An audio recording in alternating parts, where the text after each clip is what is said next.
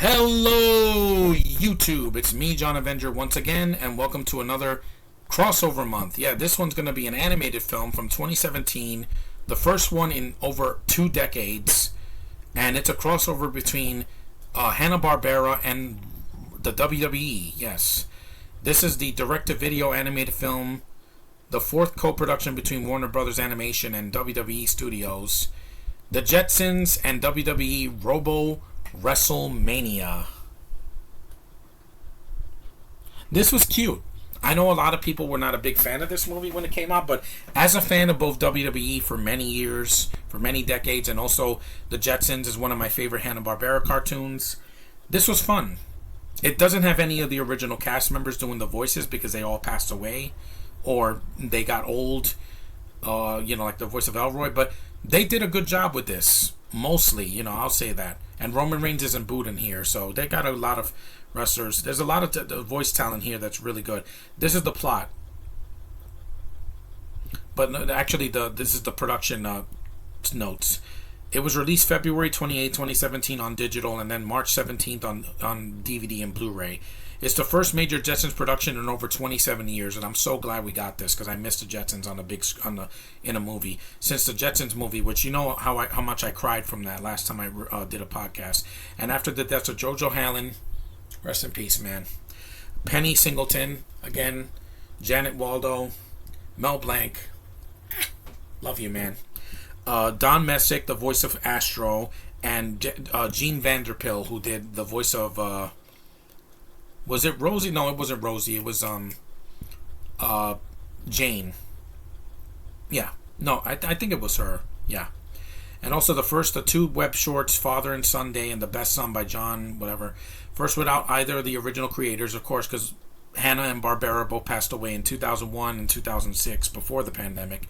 And the first since the Hanna-Barbera Studios foreclosed and absorbed in the Warner Brothers Animation, which I do like. They do a lot of those kick-ass DC animated movies, meaning there's a Green Lantern movie coming out, I think, next week. As all of them have passed away over the years, none of the original cast returned. Again, I can understand. It's a movie over 2 decades later, and unless they were 150 years old, they were not going to be able to do it anyway. But you do have Jeff Bergman, who replaced O'Halloran and Blank after their deaths for additional scenes in the movie, because they were very old. And Frank Welker, who also was a cast member in the show, and he was a secondary voice in the movie. He was the coach, I think, in the Jetsons movie. Are the only cast members from the previous production, but the movie has it has the theme song. Great opening title. It's hand-drawn animation. It's not just a bunch of CG, which I really appreciate that. The voice cast is great. Jeff Bergman as George. He made me laugh. He still has the New York accent, which is... I love it. I love George Hallen. I miss him so much. But he keeps his spirit alive. He's also the voice of Bugs Bunny in Space Jam: A New Legacy. Yes, come at me. I love that movie. I don't care what you say. As Mr. Spacely, he's okay. I think he does a better George than Mr. Spacely. You have Trevor Duvall as Elroy. He does a good job. He just has to play a youthful boy voice. It's good. At least if Elroy wasn't voiced by a transgendered. Danica McKellar's Judy. She was cute. I like her voice. She was in, she did a bunch of Hallmark movies, but she also did the original Wonder Years, not the woke version that ABC made with a black cast, because nowadays everything is about race. Not here. And you have Tress MacNeille. She cracked me up. I love her. You living legend. 70 years old and still doing voices. She does Rosie. Bring, bring. Yeah, I love her voice. It's like the cast never left. Frank Welker. Yes, the original, the voice of Scooby-Doo now. And it's a nice nod to Don Messick, who was the original voice of Scooby-Doo, and he also voiced Astro. So this is a nice touch to him voicing Astro. And then you have the wrestlers. You have Roman Reigns as himself and as the Bot. Big Show, who's the main villain of this movie, which he does a good job. Paul White should be an actor, like full-time, after he's retired completely, because he's a good voice actor. He has a lot of, I'm gonna rule this world. He has a very powerful voice for a man that size. It's a lot of personality in that voice of his, Paul White. Seth Rollins, he's okay. Alicia Fox, beautiful black girl. Do I have to say anything else, Josh? No, that's my taste. Gorgeous freaking woman. The Usos are in it. No Daniel Bryan, because this is when he was retired.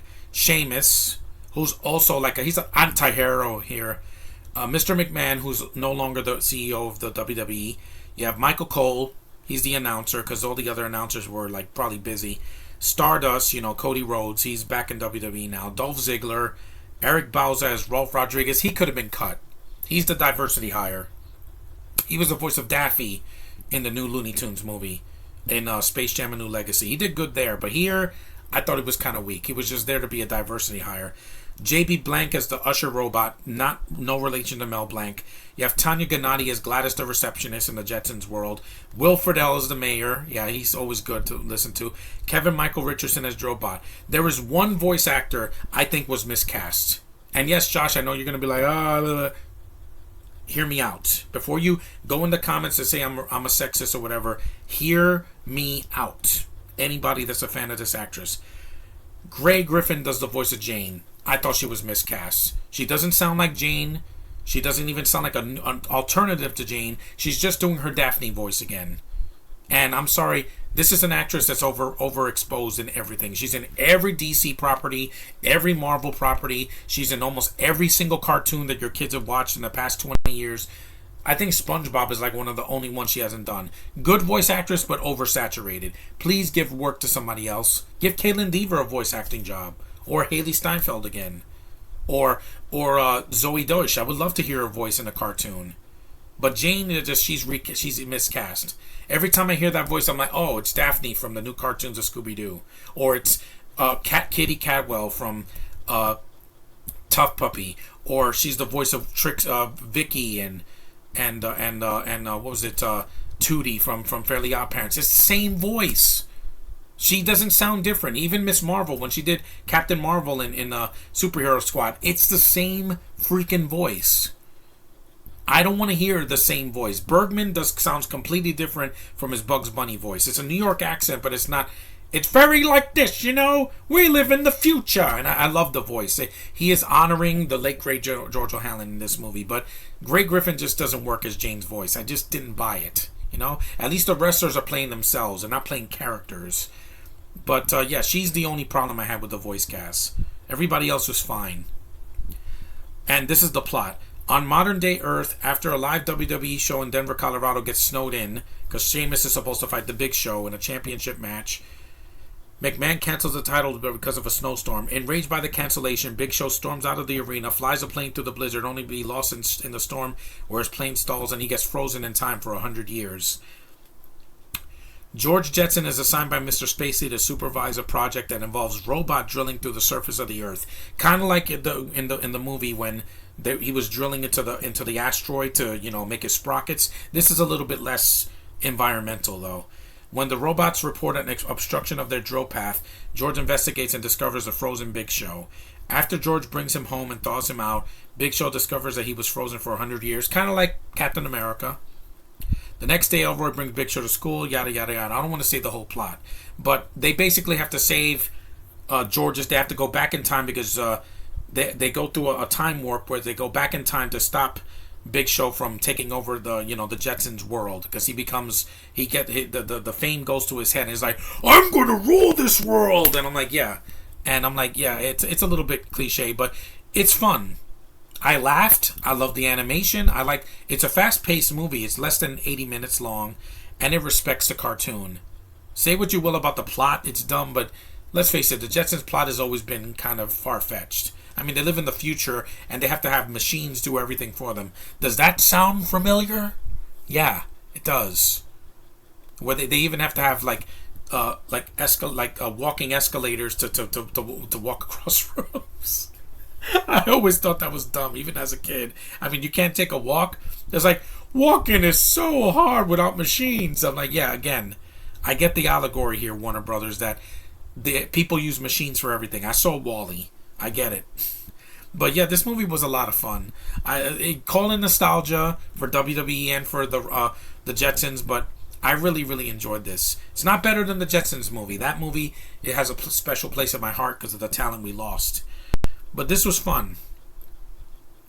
For kids, it's great. There's nothing gay in it. There's no preaching. There's none of that. You get the message across.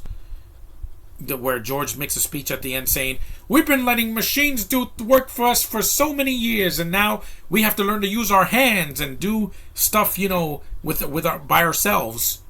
Again, I get the message, and it's not hammered in your face, and it's cute. It's really, really cute, and you could tell Anthony Bell directed this, and the writers, they put effort into this. And it's not the lowest rated animated movie. I've seen way worse this year on Disney Plus. And it's on streaming. They have it on Boomerang on demand. And it's fun. If you have kids, this is something inoffensive they're going to enjoy. And, for what it could have been, this could have been a lot freaking worse. It got the same rating as the Jetsons movie, and I love that movie so much. Nostalgia has a big part of it because I grew up with this cartoon, and the movie, I saw it so much as a kid. And this movie was the first one I saw as an adult. And it rocks. It's a lot better than some of the recent Scooby-Doo films that have come out. I can say that. This didn't bore me to death. And it is fast-paced, and there's a lot of stuff happening. There's good action sequences. I love George in this movie. Jeff Bergman did a really good job. He had to carry this movie because he has the most screen time.